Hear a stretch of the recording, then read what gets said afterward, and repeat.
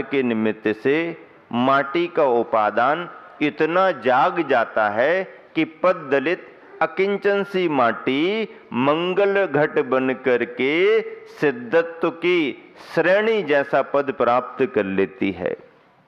मतलब ये कि जैसे माटी श्रेष्ठतम अवस्था महामांगलिक मंगलकारी घट की अवस्था को प्राप्त कर लेती है, ऐसे ही दार्शनिकता कहती है कि यह संसार में भटकने वाली आत्मा शुभ निमित्त पाकर के, अच्छे निमित्त पाकर के सुयोग, सुद्रव्य, सुक्षेत्र, सुकाल को प्राप्त करके उत्कृष्टतम भावों को प्राप्त करते हुए यह आत्मा साधना में ढल करके परमात्मा सिद्धत्व पद को प्राप्त कर लेती है।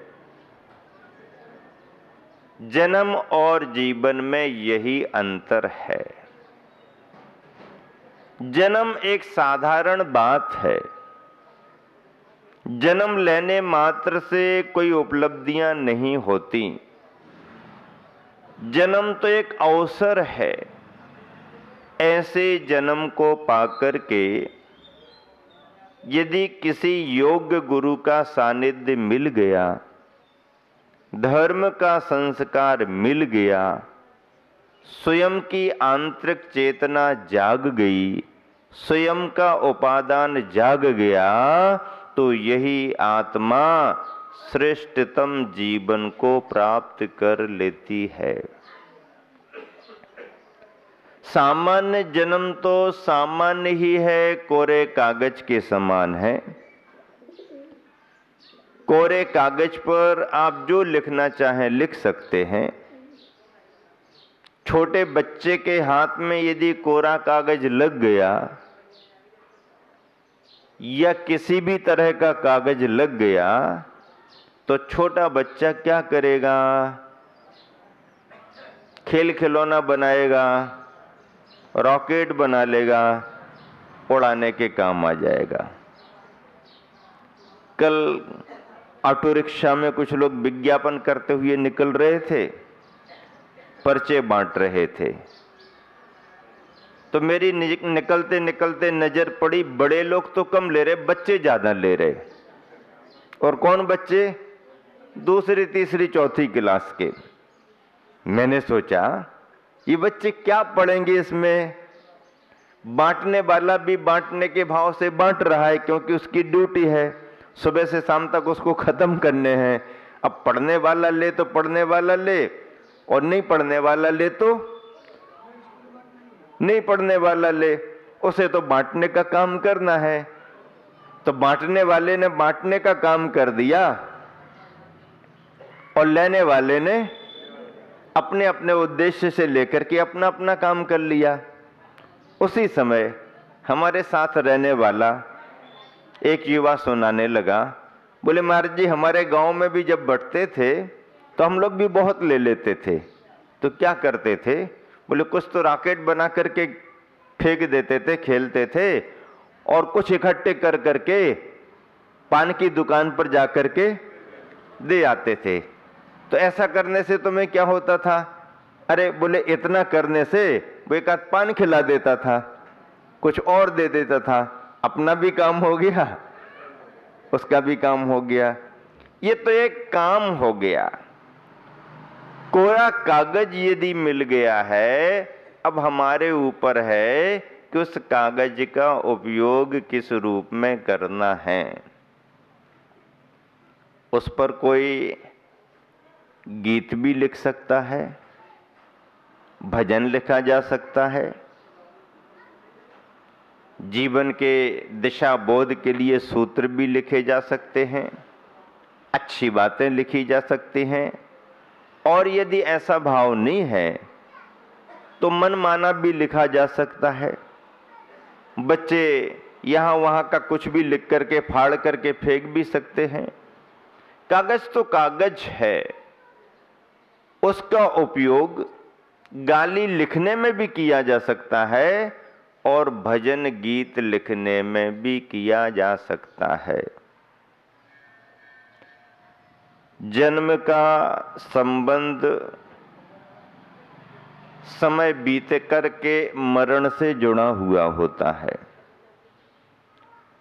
जन्म हो गया और कोई ये सोचे कि हमें यहाँ से जाना ना पड़े, तो संभव नहीं है। चाहे साधारण व्यक्ति हो और चाहे असाधारण व्यक्तित्व के धनी महाभाग्यशाली पुण्यशाली महापुरुष भी क्यों न हो, आयु पूर्ण होने पर उन्हें जाना ही पड़ता है। जब तक कि निर्वाण की प्राप्ति न हो जाए तब तक जन्म के साथ मरण, और मरण है तो फिर जन्म, जन्म है तो मरण, मरण है तो जन्म। जन्म मरण का चक्र इस जीव का चलता रहता है, चलता ही रहता है। हाँ, इस जन्म मरण के चक्र को सीमित कौन कर सकता है? सम्यक दृष्टि भव्यात्मा। और ज्यादा सीमित कौन कर सकता है? व्रती बनकर के जिसने समाधि मरण को प्राप्त कर लिया। व्रती कौन कहलाते हैं? जिन्होंने अपने होशो हवास से जानकारी पूर्वक, अपने ज्ञान पूर्वक, संपूर्ण श्रद्धा के साथ धर्म को समझते हुए 5 पापों का एक देश त्याग कर दिया, 5 अनुव्रत धारण कर लिए, उन्हें बढ़ाने के लिए 3 गुण व्रत धारण कर लिए, आगे महाव्रत हमारे लिए प्राप्त हो ऐसा अभ्यास करने के लिए 4 शिक्षा व्रत धारण कर लिए। ऐसे 12 व्रतों को जिसने संकल्प पूर्वक स्वीकार कर लिया है, ऐसे दूसरी प्रतिमा के व्रतों से वह व्रती बन जाता है। घर में ही रहता है, घर गृहस्थी के कार्यों को भी करता है, धंधा पानी खेती बाड़ी व्यापार भी करता है, पर उसमें भी धर्म की चर्या करते हुए व्रती माना जाता है। ऐसे व्रती को उपसंहार में समाधि मरण संलेखना करना पड़ती है, और ऐसा व्रती जब निर्दोष रीति से एक बार संलेखना को प्राप्त हो जाता है तो संसार ज्यादा से ज्यादा 7-8 भव, और जल्दी से जल्दी यदि योग बना तो 2-3 भवों में भी मोक्ष जा सकता है। ये समाधि की बात हो गई। और यदि निर्वाण प्राप्त करने की बात हो, और यदि महाव्रतों के साथ केवल ज्ञान पाकर के निर्वाण प्राप्त कर लिया तो 2-3 भव क्या, अब अगले भव की भी बात खत्म। निर्वाण पाने के बाद पुनः जन्म नहीं होता। समाधि मरण के बाद पुनः जन्म होने की संभावना है, समाधि के बाद में जन्म होता भी है, लेकिन एक बार केवल ज्ञान के साथ निर्वाण हो गया तो पुनः जन्म अब संभव नहीं। जन्म के साथ तो मरण लगा हुआ है, और जन्म मरण के चक्र को मिटाना है तो निर्वाण को पाना बहुत जरूरी है। जन्म मरण, जन्म मरण, जन्म है तो मरण, जन्म है तो मरण, मरण है तो जन्म। और जन्म मरण की इस कहानी में संयोग वियोग, संयोग वियोग, संयोग वियोग होते रहते हैं, और जहां जन्म मरण है वहां पर सुख दुख लगे हुए हैं। जो अच्छा लगता है, जो अच्छे लगने के साधन हैं, वो सब सुख की श्रेणी में चले जाते हैं। जो अच्छा लगता नहीं है, जो अच्छे लगने के साधन नहीं है, वो सब दुख की श्रेणी में चले जाते हैं। और ऐसे जन्म और मरण के साथ में लगे हुए सुख दुखों से छुटकारा कैसे मिले? जन्म के साथ दुख है कि नहीं, बताओ। देवों को जन्म के साथ दुख नहीं है, नारकियों के लिए तो जन्म के साथ दुख ही दुख, बल्कि महादुख की बात जुड़ी हुई है। उनके जन्म की प्रक्रिया ही अलग है और जन्म लेने के अनंतर क्षणों की उनकी अपनी क्रिया प्रक्रिया अलग है। स्वर्ग सुखों के साधनों से है, नरक दुखों के साधनों से है। मनुष्य और त्रियंचों के जन्मों में कभी सुख दिखाई देता है, कभी दुख दिखाई देता है, लेकिन जन्म में तो दुख ही दुख है। जन्म के बाद सुख दुख की चर्चा करना बात अलग है, लेकिन मनुष्य और त्रियंच जो गर्भ से जन्म लेते हैं उनके साथ तो अपना अपना समय बिता करके आने में दुख ही दुख है।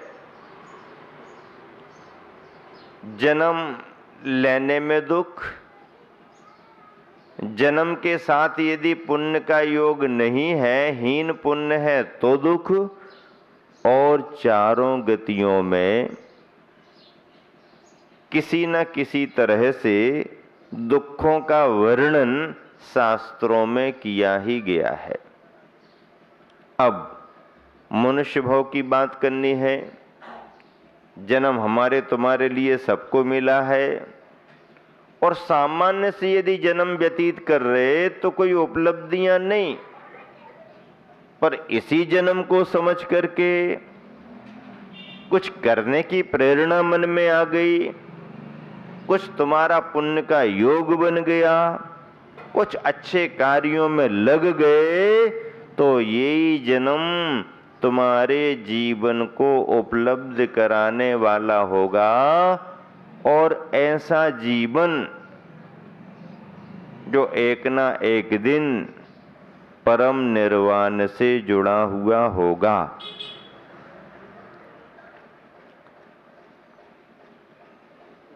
हम अपने कार्यों से, विचारों से सुखी भी हो सकते हैं और हम अपने कार्यों विचारों से दुखी भी हो सकते हैं।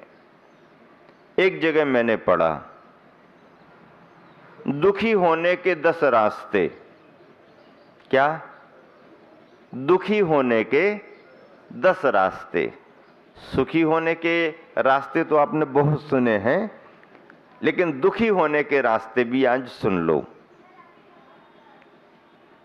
किस रास्ते पर चलोगे तो दुखी हो जाओगे? ऐसे कौन से रास्ते हैं? विचार और चिंतन के आधार पर ये तैयार हुए हैं।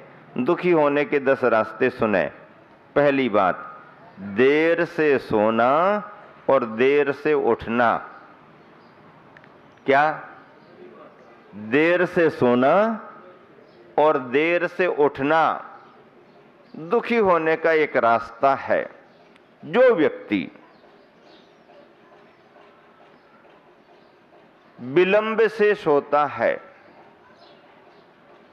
इमरजेंसी कभी कभार बात अलग है, लेकिन आदतन देर से ही सोता है और आदतन देर से ही उठता है। उठ भी जाए तो भी सो जाए, अभी समय नहीं हुआ है उठने का, वो व्यक्ति निश्चित तौर पर कभी न कभी दुखी होगा। कैसे दुखी हो सकता है? कोई ना कोई बीमारी आएगी, कोई ना कोई असुविधा आएगी, कोई ना कोई उसकी दिनचर्या बिगड़ेगी, वो दुखी होगा ही होगा। तो देर से सोना, देर से उठना एक बात। दूसरी बात क्या है? जो लेन देन का हिसाब ना रखे हाँ, आया सो दे दिया,